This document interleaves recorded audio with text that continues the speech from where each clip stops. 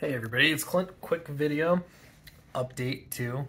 I went to the doctor and I still have to wear this thing. That thing? That thing? It's the bane of my existence. But I don't have to have the stupid scooter anymore, just as predicted. So things are going well. I'm feeling pretty good. I had a conversation with somebody this morning about a science experiment that she did like for a school science project, and it had to do with gratitude, specifically the word thank you.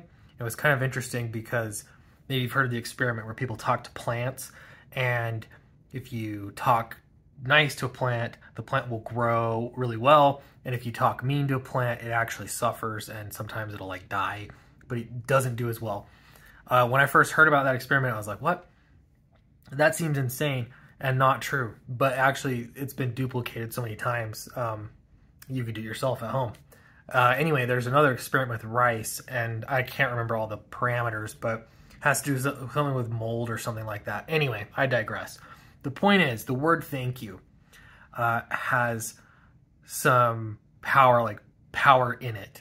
And I don't know, I feel like I'm sounding like a pseudoscience person. I'm not really like that, but there's something special about the word thank you.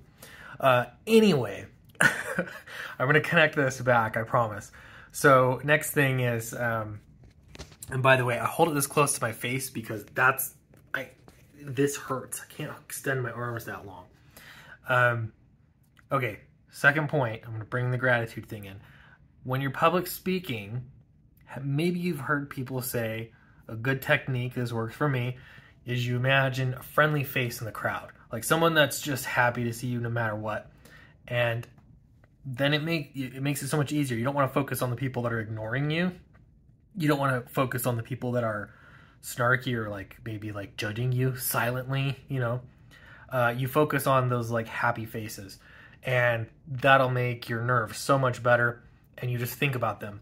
I got thinking when I make comics, like Downcast in particular, just because I've done so many, I think of particular backers. Or like, even when I'm making YouTube videos, sometimes I'll think of some of you because you're just positive, have happy comments, things like that. And so I want to say thank you to those faces. You probably don't know it, but you're there. Now I'm going to name a few because it'll change from time to time. If I'm looking at Twitter, Statistical Zero, for some reason it's just like, you know what, Twitter, it can be rough, but you know what, Statistical Zero's there, and he just makes me feel comfortable. Like I am at ease. That's one. Snuggy Jr., when I'm working on Downcast, I think of Snuggy Jr. because he always says he's a super fan, and I always think, I cannot help it. I think I want to make Snuggy Jr. think this is awesome. And so I've been thinking of that. And he's not the only one. There are a few people. I'm losing track now, but there are others for YouTube. Anyway, I think in making comics, there's so much negativity, it's like easy to focus on those. But I want to say thank you to you. You usually are quieter people who are super positive and who like are supportive, and you want to help indie comics grow, and you're helping me, giving me the opportunity to do it. So I really do appreciate that, and I'm gonna believe, I'm gonna go with that word of thank you, that's gonna give me some power today. So, and I hope it does for you as well.